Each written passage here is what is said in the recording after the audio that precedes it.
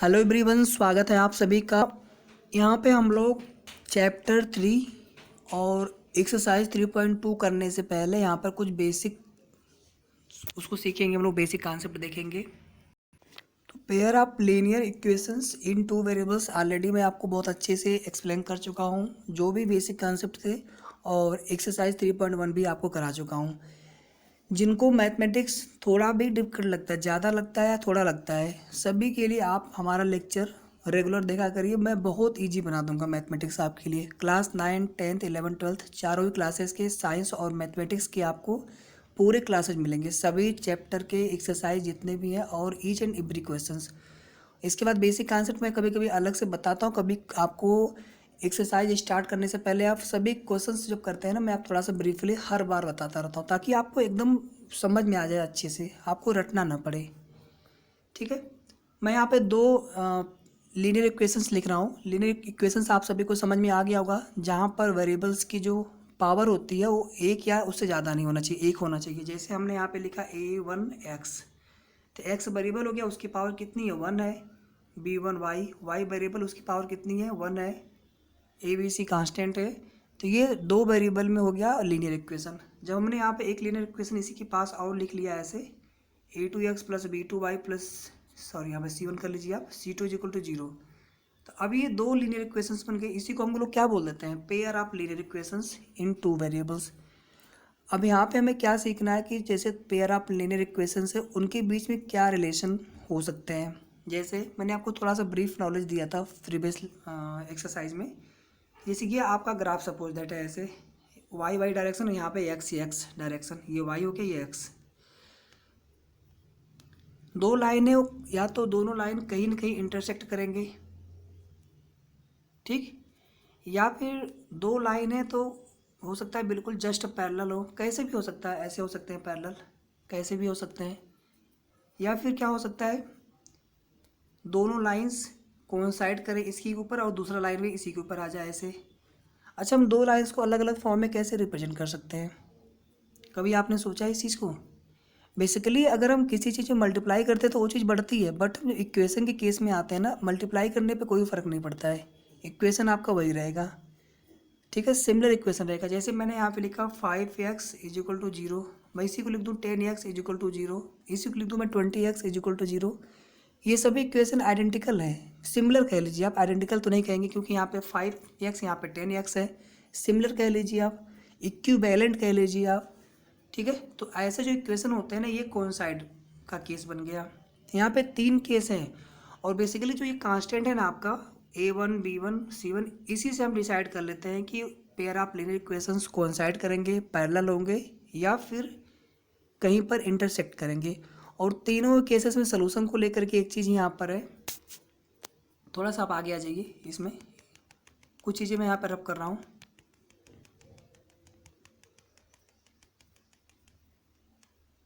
अब देखो ध्यान से आगे आप, यहाँ पे आपको दो वर्ड देखने को मिलेंगे, एक कंसिस्टेंट, एक इनकंसिस्टेंट। कंसिस्टेंट का सीधा सा मतलब होता है जैसे आप दो लोग हो, एक दूसरे के डिपेंडेंट हो। डिपेंडेंट मतलब समझ गए आप लोग, निर्भर हो। तो इसका मतलब क्या हुआ, आप दोनों के बीच में कंसिस्टेंसी है। आप पढ़ाई करते हो रेगुलर, बिना पढ़ाई के आप रह नहीं सकते हो, तो आप पढ़ाई के साथ में क्या हो, कंसिस्टेंट हो। आप किसी भी बड़े बड़े कोचिंग क्लास में चले जाओ, जहाँ पे IIT JEE इस सब की तैयारी करवाई जाती है, वहाँ पे एक वर्ड पहले बताते हैं आपको, कंसिस्टेंसी आपके अंदर होनी चाहिए। रेगुलर यानी पढ़ाई पे, आप पढ़ाई के बिना आप रह ना पाओ, ऐसा होना चाहिए बिल्कुल, तो तब जा करके आप वो कंपटीशन बीट कर पाते हैं। अब देखो बेसिकली क्या है ना, अगर ये दोनों इक्वेशन अगर एक दूसरे को कहीं ना कहीं इंटरसेक्ट करेंगे, इसका मतलब क्या हुआ, टू डिफरेंट लीनियर इक्वेशंस, पूरी तरह से दोनों इक्वेशंस क्या होंगे, एक दूसरे से डिफरेंट होंगे। डिफरेंट का मतलब हो गया a1 b1 c1, a2 b2 c2, ये इसके साथ आप कोरिलेट करिए, इसको आप इसके साथ कोरिलेट करिए, इसको आप इसके साथ कोरिलेट करिए। ठीक है, बेसिकली जब दो इक्वेशन कहीं पर इंटरसेक्ट करते हैं ना, तो वहाँ पे x और y की एक आपको यूनिक सोल्यूशन मिलता है। दोनों इक्वेशन को आप सॉल्व करेंगे, हम लोग एक्सरसाइज के माध्यम से ना बहुत अच्छे से सीखेंगे इस चीज़ को। अभी एक ग्राफिकली देख रहे हैं, उसके बाद हम नेक्स्ट एक्सरसाइज में इसको हम अलजेब्रिकली देखेंगे, इसको हम सॉल्व करके देखेंगे। ओके, तो इनका एक अगर इनका एक यूनिक सोल्यूशन होता है, तो उस केस में क्या होता है कि A1 और A2 का जो रिलेशन होता है B1 और B2 के साथ में डिफरेंट होना चाहिए। कैसे? इनका हम रेशियो लेते हैं A1/A2 is not equal to B1/B2। इसका मतलब क्या हो गया कि दोनों जो इक्वेशन है यानी pair of linear equations have a unique solution. Okay, have a unique solution. और यहीं पर हम एक वर्ड लिख देते हैं कंसिस्टेंसी, इनके बीच में है, कंसिस्टेंट है या डिपेंडेंट लिख दो आप, कोई फ़र्क नहीं पड़ेगा, कंसिस्टेंट या फिर डिपेंडेंट। ये पहला केस बन गया। मैं अभी आपको एग्जांपल्स के साथ भी थोड़ा सा बता दूंगा जल्दी से, एक बार आप समझ जाओ अच्छे से। फिर देखो सेकंड केस क्या है।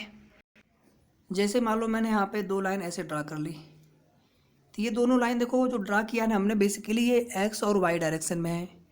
तो इसका मतलब क्या हुआ, इनके एक्स के जो कोफिशिएंट होंगे, करस्पॉन्डिंग कोफिशिएंट्स, उनका ratio must be equal to corresponding coefficients of Y. यानी A1/A2 is equal to B1/B2 होना चाहिए, अगर पैरेलल है तो, अगर जो लाइन्स है पैरेलल है तो। ठीक है, और पैरेलल है तो इसका मतलब क्या हुआ, ये कहीं पे कट नहीं करेंगे, कोई भी इनके बीच में कॉमन पॉइंट्स आपको नहीं मिलेगा। कोई भी कॉमन पॉइंट्स का मतलब क्या हो गया, नहीं मिलेगा, मतलब नो सोल्यूशन। ठीक है, और नो सोल्यूशन का मतलब क्या हो गया, इनकंसिस्टेंस, यानी एक दूसरे के बीच कोई रिलेशन ही नहीं है, नॉट डिपेंडेंट। तो इसी को हम लोग क्या बोल देते हैं, इनकंसिस्टेंट। बट इसमें अभी आगे एक कंडीशन आपको और सीखनी है। ये तो ठीक है यहाँ तक, A1/A2 is equal to B1/B2 होना चाहिए, क्योंकि बिल्कुल पैरेलल लाइंस हैं। इनके जो ग्रेडियंट होंगे एक्स एक्सिस के साथ में, वाई एक्सिस के साथ में बिल्कुल सेम होंगे, तो इनके जो करस्पॉन्डिंग कोफिशिएंट होंगे एक्स और वाई के, वो रेशियोज बराबर होने चाहिए। बट इनकी जो डिस्टेंस होगी, जो ये डिस्टेंस होगी ओरिजिन से ना, ये इसी को तो हम सी बोलते हैं ना। आगे हम लोग सीखेंगे कोऑर्डिनेट ज्योमेट्री में, ये जो डिस्टेंस होती है ना इनकी, ये डिफरेंट होनी चाहिए। मतलब is not equal to C1/C2, मतलब इनका जो रेशियो होगा ये इन दोनों के रेशियो के बराबर नहीं होना चाहिए, is not equal to C1/C2। समझ में आया सभी को? ये केस हो गया आपका सेकंड वाला, जब दोनों लाइंस पैरेलल होते हैं, उनके बीच में कोई कॉमन पॉइंट्स नहीं होता, no solution, and the pair of linear equation said to be inconsistent in condition, यानी दोनों इंडिपेंडेंट है एक दूसरे से, इनकंसिस्टेंसी है उनके बीच में। ठीक है, थर्ड केस देख लो आप। कोई भी आपको डाउट लगे ना, आप लोग कमेंट करके पूछ सकते हो, या फिर आप ग्रुप में भी पूछ लेना। ग्रुप के लिंक आपको डिस्क्रिप्शन में मिल जाएंगे।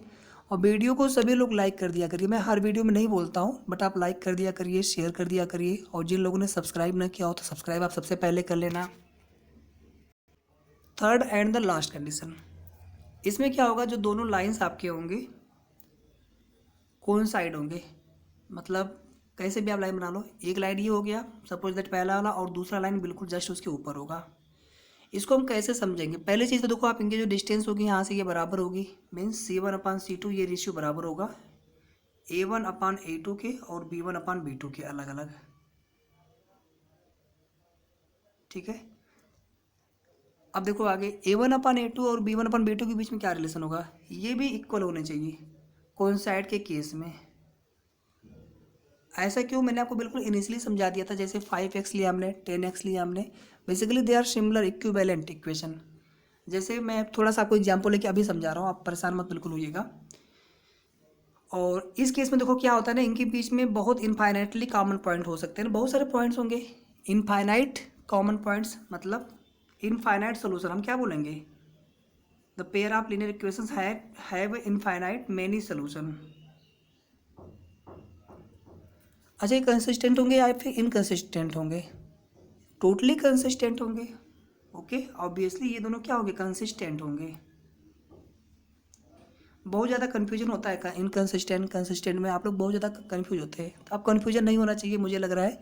और कंपटीटिव एग्जाम्स में यहाँ से एक क्वेश्चन आता ही आता है, कोई भी कंपटीटिव एग्जाम से लीजिए जहाँ पे मैथमेटिक्स पूछा जाएगा, वहाँ पे एक क्वेश्चन यहाँ से बनता ही बनता है। बाकी आपके आगे आने वाले क्लासेस के लिए भी बहुत ज़्यादा ही इंपॉर्टेंट है। और बहुत मैथ कोई भी सब्जेक्ट को अगर आप अच्छे से पढ़ते हैं, पढ़ाने वाला अगर अच्छे से हो ना, बेसिक कॉन्सेप्ट क्लियर अगर आपका हो, तो बहुत ईजी बन जाता है। ठीक है, अच्छा देखो यहाँ पे ये क्यों बराबर होते हैं रेशियो, मैं कोई एग्जांपल लेके समझा रहा हूँ। AX + 2Y plus 3 is equal to 0। यहाँ लिख दिया मैंने 2x plus 4y plus 6 is equal to 0। अच्छा, आप पहले चेक कर लेते हैं एक बार a1/a2। तो यहाँ पे a1 कितना होगा, 1 मान लो, अगर कुछ नहीं दिख रहा आपको तो 1/2, यहाँ पे 2, यहाँ पे 4, 2/4, यानी बेसिकली कैंसिल आउट होकर 1/2 मिलेगा आपको। यहाँ पे देखो 3/6, ये भी कैंसिल आउट होकर सरल सिंप्लीफाइड करके 1/2 कर देंगे। तीनों बराबर होंगे ना, हम बोलेंगे कोइंसाइड करेंगे, pair of linear equations and consistent होंगे, इनफाइनाइटली मेनी सोल्यूशन होंगे। ये इतनी चीज़ क्लियर हो गई। अब देखो ध्यान से आगे सुनो आप। अगर आप यहाँ से 2 कॉमन ले लो तो क्या मिलेगा आपको, x plus 2y plus 3 is equal to 0। फिर आप 2 यहाँ पे डिवाइड कर दो 0 में, फिर आपको 0 मिल जाएगा, यानी वापस आपको यही इक्वेशन मिल जा रहा है। ठीक है, तो इसीलिए आपको थोड़ा सा यहाँ पे चीज़ें बहुत कॉम्प्लिकेटेड नहीं लगना चाहिए, बस आपको समझ में आना चाहिए।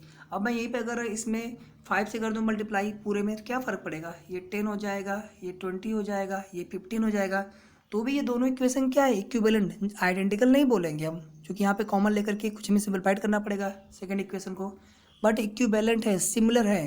जब इक्विवेलेंट है तो क्या इसका मतलब हुआ कि ग्राफ पे दोनों एक ही पे बिलोंग करेंगे, एक लाइन दूसरे लाइन के ऊपर बिलोंग करेगा, कोइंसाइड करेगा। ओके, फिर देखो यहीं पे अगर ऐसा होता है x plus 2y plus 3 equal to 0, और यहाँ पे होता है x प्लस 2y जो प्लस 4 इक्वल टू 0, मतलब यहाँ पे 1 कोफिशिएंट अगर कुछ नहीं है तो आप मान लो यहाँ पे 2/2 करोगे, कैंसिल आउट होकर 1/1 मिलेगा, 3/4 इज नॉट इक्वल टू 3/4। ये दोनों इक्वल हो गए, मतलब ये जो दोनों लाइन है ना, ये बिल्कुल सेम एंगल से बनेंगे, सेम तरीके से बनेंगे, ग्रेडियंट इनका सेम होगा, यानी झुकाव इनका जो एंगल बनता है एक्स और वाई एक्सिस के साथ में। बट जो इनकी डिस्टेंस होगी ना यहाँ पे ओरिजिन से, इसी को बोलते हैं सी। तो C1/C2 ये A1/B2 और B1/B2 के अलग अलग इक्वल नहीं होना चाहिए दोनों के साथ।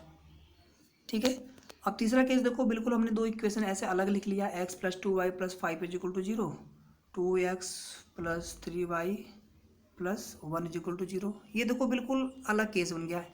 इन दोनों को हम सॉल्व करेंगे, उसके लिए मेथड हमारे पास है, क्रॉस मल्टीप्लिकेशन, एलिमिनेशन, सब्स्टिट्यूशन। इसको भी हम सीखेंगे आगे, बहुत ईजी मेथड है। तो यहाँ से हमें x और y की एक वैल्यू मिलेगा, मतलब इन दोनों के बीच में एक कॉमन पॉइंट होगा। ठीक है, और उसी को क्या बोलते हैं हम लोग हैं, यूनिक सोल्यूशन बोलते हैं उसी को, और इसी को हम बोलते हैं कि ये कंसिस्टेंसी वाली कंडीशन है। दोनों लाइन क्या होंगी, अलग अलग होंगी और एक पॉइंट पे इंटरसेक्ट करेंगी, लाइक दिस। एक लाइन ऐसे, एक लाइन ऐसे आया, यहाँ पे इंटरसेक्ट किया, फिर दोबारा कहीं इंटरसेक्ट करेंगे नहीं ये, फिर आगे निकल जाएंगे, तो एक ही कॉमन पॉइंट मिलेगा ना आपको जब भी इंटरसेक्ट करेंगे। आया समझ में सभी को? तो यहाँ पे ये बेसिक कॉन्सेप्ट आपका कंप्लीट होता है। इसके बाद हम लोग एक्सरसाइज 3.2 नेक्स्ट लेक्चर में करेंगे। Thank you so much, thanks for watching, bye bye.